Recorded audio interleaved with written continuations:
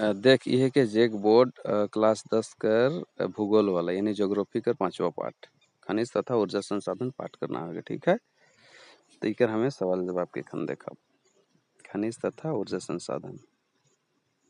ठीक है, पहला सवाल का कहते देख ऑब्जेक्टिव वाला सवाल है कि ठीक नहीं बहुवैकल्पिक कहन सके। पहला सवाल हमार कहते ये बोल रहा है निम्नलिखित में से कौन सा खनिज अपक्षयित पदार्थ के अवशिष्ट भार को त्यागता हुआ चट्टानों के अपघटन से बनता है। चट्टानों के अपघटन से कौन सा बनेगा अवशिष्ट पदार्थ के त्याग के, तो इकर सही उत्तर हो जाए माने अपक्षयित पदार्थ के अवशिष्ट भार को त्यागता हुआ चट्टानों का अपघटन से बनता है, तो ये हो गया बॉक्साइट। ठीक है, अब दूसरा सवाल, झारखंड में स्थित कोडरमा निम्नलिखित से किस खनिज का अग्रणी उत्पादक है। तो बॉक्साइट, अभ्रक, लौह अयस्क, तांबा, इकर में सही उत्तर हो जाए कोडरमा यानी कौन वाला है बॉक्साइट। और ये निम्नलिखित चट्टानों में से किस चट्टान के स्तरों में खनिजों का निक्षेपण और संचयन होता है। तो खनिजों का निक्षेपण और संचयन किस में होता है, तो इकर हो जाए निक्षेपण संचयन कहते हैं ना, ये हो गया तलछट्टी चट्टान।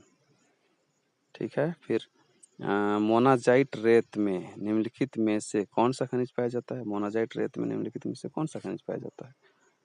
तो मोनाजाइट रेत में पाया जाता है खनिज तेल, यूरेनियम, थोरियम, कोयला, 4 गो ऑप्शन दिल है। तो मोनाजाइट रेत में जो खनिज पाया जाता है उसका नाम है थोरियम। ऑब्जेक्टिव है। ठीक है, निम्नलिखित प्रश्नों के उत्तर लगभग 30 शब्दों में देना। अभी लघु उत्तर ही हो गया। ठीक, निम्नलिखित में अंतर 30 शब्दों में 3 शब्दों से अधिक नहीं दिखाता है। निम्नलिखित में अंतर 30 शब्दों से अधिक ना दें, ऐसा बोलता है।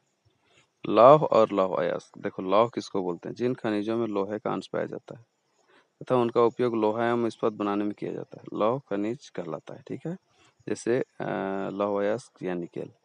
फिर अलौह में आ जाएगा जिन खनिजों में लोहा का अंश न्यून या बिल्कुल नहीं पाया जाता है, माने कम या बिल्कुल नहीं, उसको अलौह खनिज कहलाता है। जैसे सोना, सीसा, अभ्रक, इनमें लोहा बिल्कुल नहीं मिलता, तो ये अलौह खनिज है गलत। ठीक है, फिर लौह में हम लोग आ जाए ये स्लेटी, मटमैला एवं धूसर आदि रंग के होते हैं, और अलौह में ये अनेक रंग के हो सकते हैं। ठीक है, फिर है लौह में ये रवेदार चट्टानों में पाए जाते हैं, फिर अलौह में ये सभी प्रकार के चट्टानों में मिल सकते हैं। तो यही गलत हमारा मुख्य अंतर। अब देख परंपरागत तथा गैर परंपरागत ऊर्जा साधन, परंपरागत तथा गैर परंपरागत ऊर्जा साधन में का अंतर है भाई। परंपरागत किसको बोलेंगे और गैर परंपरागत किसको बोलेंगे। परंपरागत ऊर्जा देख, परंपरागत हमें कहिला वैसे ऊर्जा संसाधन जिसका एक बार उपयोग कर लेने के बाद पुनः निर्माण नहीं किया जा सकता है, वो परंपरागत ऊर्जा संसाधन कहलाता है। जैसे कोयला, प्राकृतिक गैस, विद्युत, माने एक बार उपयोग कर ले दोबारा ओकर इस्तेमाल नहीं करे पारबे। और गैर परंपरागत वैसे ऊर्जा संसाधन जिसका पुनः पूर्ति किया जा सकता है, गैर परंपरागत ऊर्जा संसाधन कहलाता है। जैसे सूर्य, ज्वार भाटे, तरंग, ये मनक फिर से इस्तेमाल हो सकेला। ठीक है, सौर ऊर्जा मनक ज्वार भाटे या तरंग। फिर परंपरागत में जाए यह अनवीकरणीय संसाधन होता है। ठीक है, और गैर परंपरागत में यह नवीकरणीय संसाधन होता है।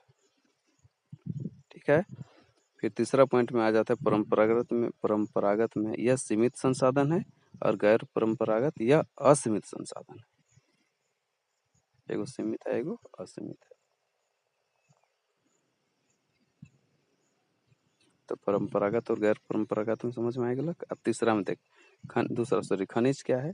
खनिज क्या है, खनिज निश्चित रासायनिक संयोजन एवं विशिष्ट आंतरिक परमाणुविक संरचना वाले ठोस प्राकृतिक पदार्थ को कहते हैं।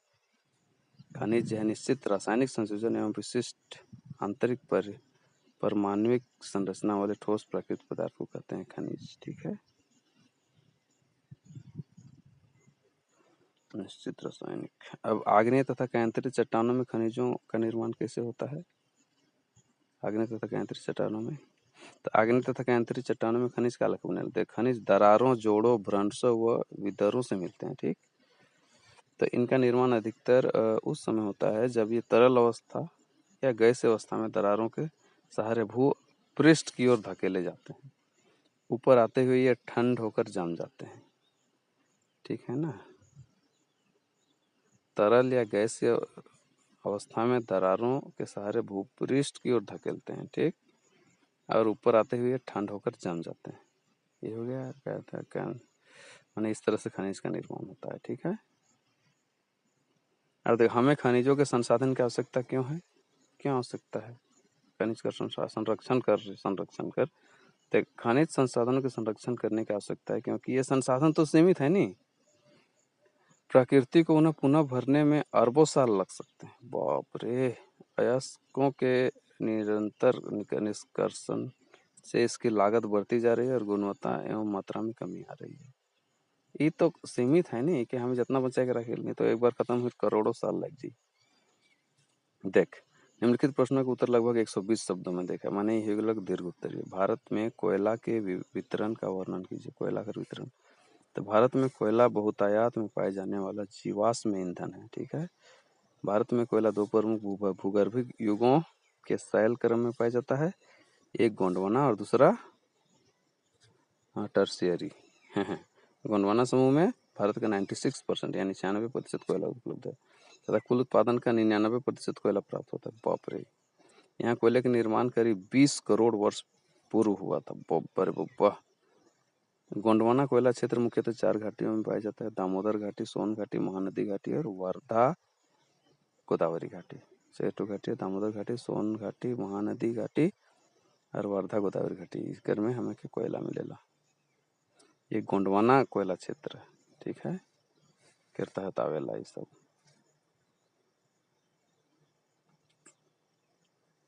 महानदी, सोन, दामोदर, वर्धा, दामोदर, सोन, महानदी, वर्धा, वर्धा गोदावरी। ये गोंडवाना के बाद टर्शियरी है नी समूह में कोयला का निर्माण हुआ। यह 5.5 करोड़ वर्ष पुराना है। इन टर्शियरी कोयला क्षेत्र उत्तर पूर्व राज्यों यानी मेघालय, असम, अरुणाचल प्रदेश व नागालैंड में पाया जाता है। गोंडवाना वाला, गोंडवाना के बाद टर्शियरी वाला। ठीक है, दूसरा, भारत में सौर ऊर्जा का भविष्य उज्ज्वल है। क्यों सौर ऊर्जा का भविष्य क्यों उज्ज्वल? देखो, भारत एक उष्णकटिबंधीय देश है और यहाँ सौर ऊर्जा के दोहन की असीम संभावनाएं हैं। ठीक है ना, देखो, फोटो वोल्टाइक प्रौद्योगिकी द्वारा धूप को सीधे विद्युत में परिवर्तित किया जाता है। भारत के ग्रामीण तथा सुदूर क्षेत्रों में सौर ऊर्जा तेजी से लोकप्रिय हो रही है। कुछ बड़े सौर ऊर्जा संयंत्र देश के विभिन्न भागों में स्थापित किए जा रहे हैं। ऐसे अपेक्षा है कि सौर ऊर्जा का प्रयोग ग्रामीणों घरों में उपलब्ध तथा लकड़ियों की निर्भरता को न्यूनतम किया जा सकेगा। माने उपलों तथा लकड़ियों पर जो निर्भर रहे नहीं से कर से दूर कर सके कर संकट से सौर ऊर्जा सबसे बेस्ट के इस्तेमाल से करा और मस्त रहा। पाठ तो खत्म, मुस्कुराओ।